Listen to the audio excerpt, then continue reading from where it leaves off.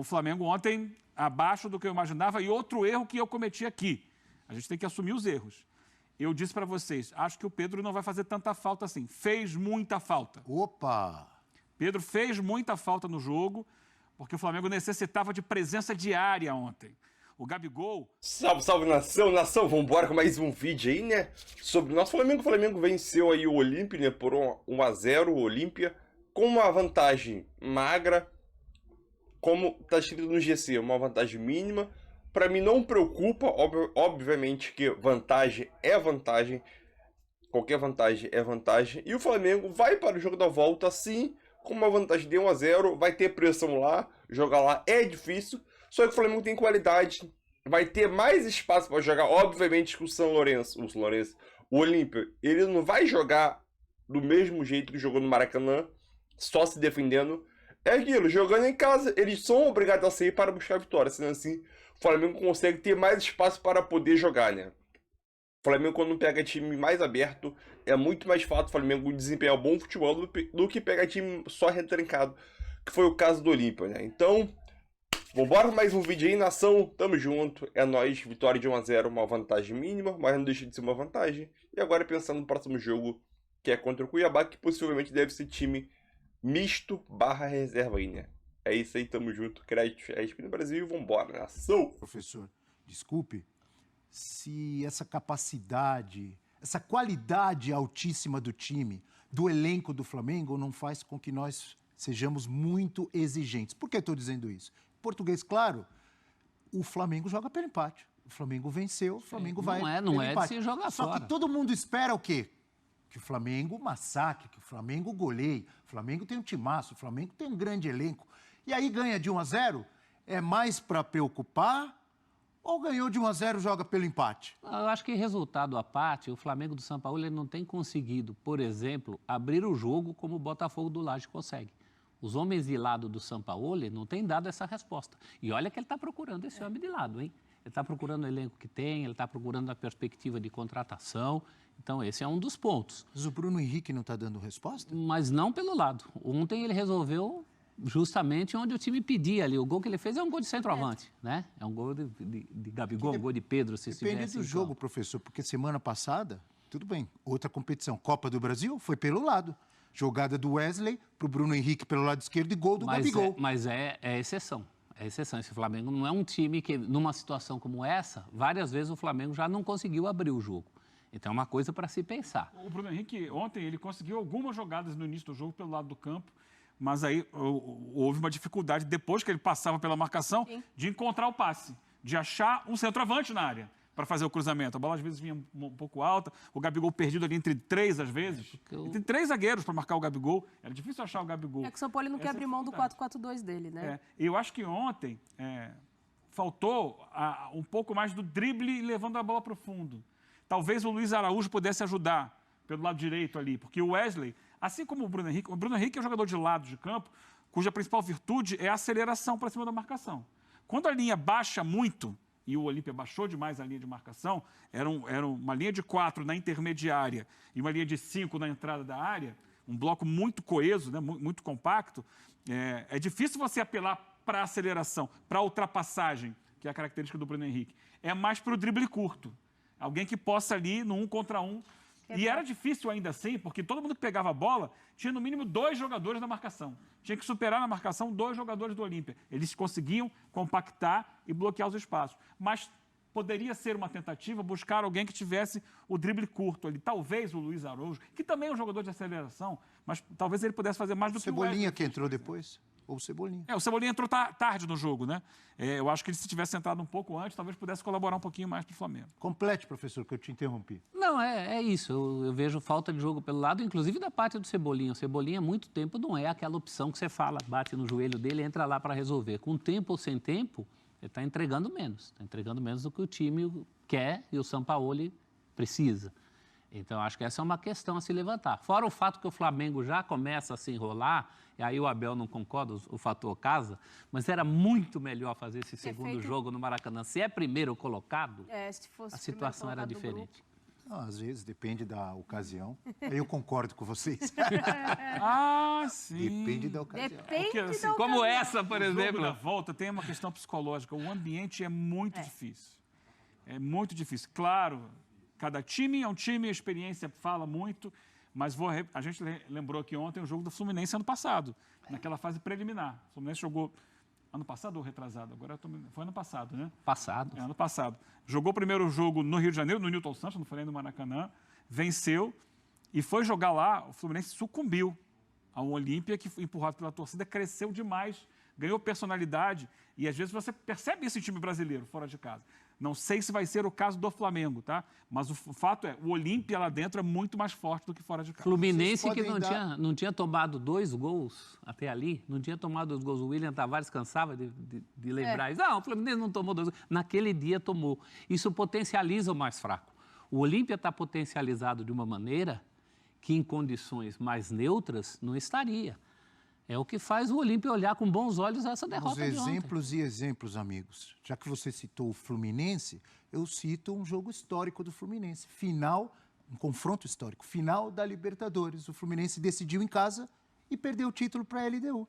Então temos exemplos e exemplos. Ele decidiu É em que casa, você- mas assim, ele perdeu o título no primeiro jogo, né? É que de 10, tem foi 2 atropelado nesse lá. exemplo que você está citando. Aqui no E Maracanã ele 8 ganhou o pro jogo. exemplo que a gente está citando. Thiago Ganhou o Neves. jogo por 3-1. O Flamengo, campeão da Libertadores 2019 contra o Internacional, que foi quartas de final, se eu não me engano, 2019? decidiu fora. Sim, 2019. Decidiu fora. Ah, semifinal. Decidiu fora. O Ganhou no Atlético- Maracanã e empatou lá, não foi? Aí contra o Grêmio, decidiu em casa. O Atlético Paranaense contra Palmeiras. o Inter. Contra o Inter. Que o Guerreiro falou em casa a gente decide, lembra? Em casa a gente resolve. Também foi nessa linha que você está falando. Diversos exemplos. A gente tem uma tela para mostrar a parceria, para mostrar números dessa parceria histórica entre Gabigol e Bruno Henrique. Aliás, eu tenho uma pergunta polêmica daqui a pouco. Bruno Henrique e Gabigol, 12. Bruno Henrique e Everton Ribeiro, 7 gols. Bruno Henrique e Arrascaeta, 6 gols. O Gabigol deu o passe para o gol de Bruno Henrique contra o Olímpia. A minha pergunta polêmica, quem conhece muito... Já sei até o que ele vai falar. A minha pergunta é: Bruno Henrique e Gabigol é uma das maiores duplas de ataque da história do futebol brasileiro, pensando em clubes, Opa. professor? Eu acho que é. Uma das, sem dúvida nenhuma. Tem Pelé e Coutinho na frente. É. Mas não é? Períodos. Eu estou exagerando ou não? Não. Pensando em clubes, você pensa em Pelé e Coutinho, óbvio. Você pode pensar em Washington e Assis do Fluminense, uma dupla histórica, e tem vários. Me ajude aí. Sócrates e Palinha por pouco tempo. não por Sócrates e tanto Palinha no tempo. Corinthians, Neymar e Ganso, Robinho e Diego. Quem mais? Velhos colorados lembrarão Bodinho e Larry, que fizeram história no Não, Grêmio. tem Eugênio, alguns. se quiser lembrar de alguma, Não, Natália. tem alguns, mas que eles estão ali entre as melhores duplas, que tem a melhor afinação e que se entendem muito bem. O Gabigol, ele pega a bola e ele levanta a cabeça, ele sabe que o Bruno já está se projetando para a cabeça. Bebeto e Romário. Bebeto e Romário. Mas é porque corredor e não ser esse cara de referência da área, é que ele ataca o espaço e ele busca a bola para cabecear. Diferente do atacante ali como um Pedro, que normalmente ele levanta, ele está sempre na posição ali. O Bruno, ele ataca o espaço para poder cabecear. Paulo Nunes e Jardel, uma Boa, grande ótima. dupla histórica. Ótima. Uma dupla que não era de ataque, mas que também entra para a história. É Dudu e Ademir da Guia no Verdão, no Palmeiras. Porque a gente fala em duplas do jeito que o futebol é jogado, né? Durante décadas se falava em quinteto de ataque. Sim. Se falava em o que eles chamavam de alas. Ala de... Óbvio, se no final não tiver conseguido, eles vão tentar dar um gás na reta final do jogo. O Flamengo ontem, abaixo do que eu imaginava, e outro erro que eu cometi aqui. A gente tem que assumir os erros. Eu disse para vocês, acho que o Pedro não vai fazer tanta falta assim. Fez muita falta. Opa! Pedro fez muita falta no jogo, porque o Flamengo necessitava de presença diária ontem. O Gabigol é um atacante que não é exatamente a referência. Ele se movimenta, tanto que o lance do gol, ele sai da área para fazer assistência para o Bruno Henrique. E essa modificação que o São Paulo disse no segundo tempo de trazer o Bruno Henrique para dentro da área foi justamente porque o Flamengo não tinha essa presença diária.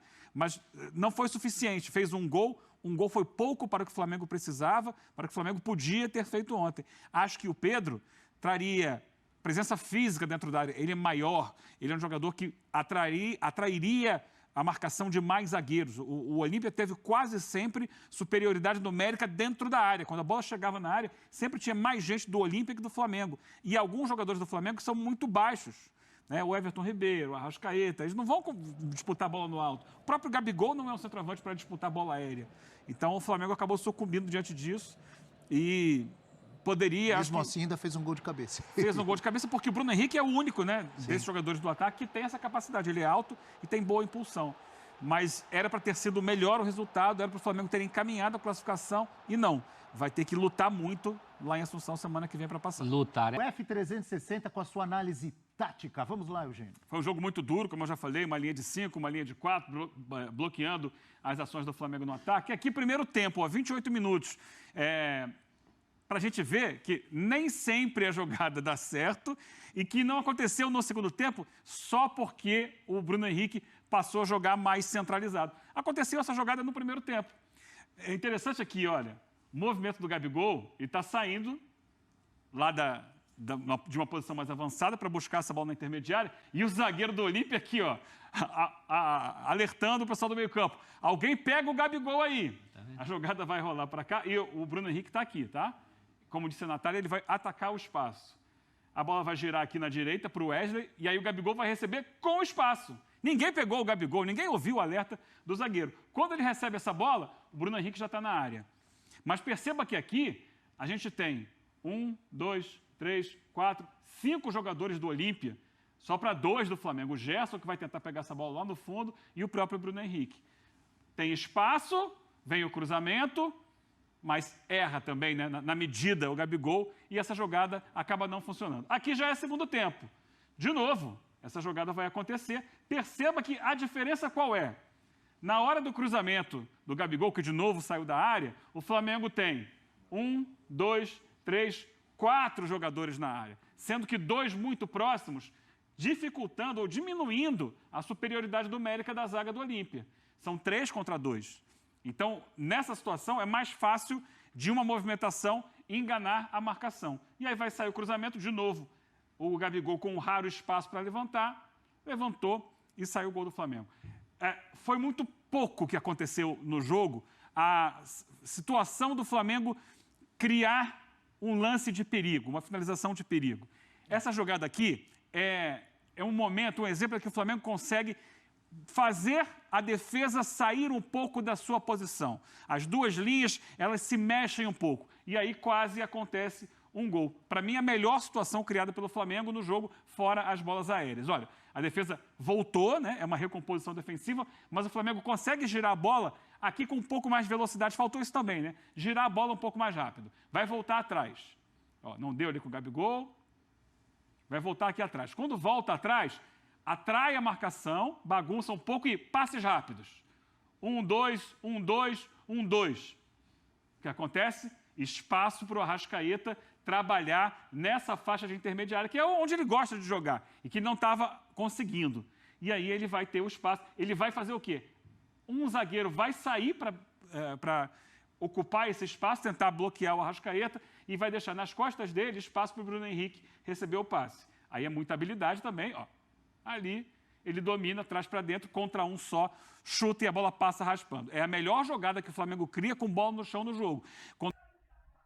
Então é isso aí, nação, mais um vídeo aí, né? O Eugênio Leal, ele fez uma análise aí de alguns lances importantes aí do Flamengo, né? É obviamente que todo mundo espera pela qualidade técnica dos jogadores, todo mundo espera um show do Flamengo. Obviamente que a expectativa era que o Flamengo contra o Olímpia vencesse até bem e conseguisse um bom resultado, né?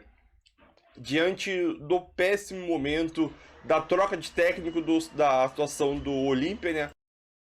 Uma coisa é a expectativa. A expectativa era essa, que eu acabei de dizer. Só que a realidade foi outra. A realidade foi o Olímpia com uma linha de 5 atrás, uma linha de 4, 5, 4, 1, só com um cara lá na frente para tentar buscar o contra-ataque. E a proposta foi essa. Conseguiu realizar sua proposta? Até que conseguiu, mesmo perdendo o jogo de 1 a 0, a proposta do Olímpia foi feita. Jogar por uma bola, quase fez o gol e perdeu por um gol só, né? Então a proposta do Olímpia foi muito bem feita. E os torcedores tenho certeza que mesmo perdendo de 1 a 0, está muito feliz pelo resultado, sinceramente. E o Flamengo poderia ter feito mais? Poderia, entendeu? O Flamengo, principalmente no segundo tempo. No primeiro tempo nem tanto, mas no segundo tempo o Flamengo teve algumas chances de marcar mais gols, né? Teve 2 lances do Bruno Henrique, né? Que foi 2 lances para fora, uma cabeçada que quase que encobriu o goleiro, o chute que o Genial mostrou, que é aquela assistência do Arrascaeta, ele tirou do goleiro e tirou do gol também, e a defesa do goleiro do Davi Luiz, né? Tirando essas 3 finalizações aí perigosas, o Flamengo não conseguiu criar mais nada, né? Mas é aquilo, não deixa de ser uma vantagem 1-0, a gente esperava um placar maior, 2, 3-0, mas é aquilo, 1-0 é uma vantagem boa e agora a gente vai decidir fora de casa, né? O Olímpia, para mim, não vai utilizar a mesma estratégia, deve sair pro jogo, sendo assim o Flamengo consegue ter espaço para poder jogar e, consequentemente, tentar matar o jogo, né? É isso aí, uma vantagem mínima, mas não deixa de ser uma vantagem. Agora é pensar no próximo jogo, nação. Tamo junto e vambora!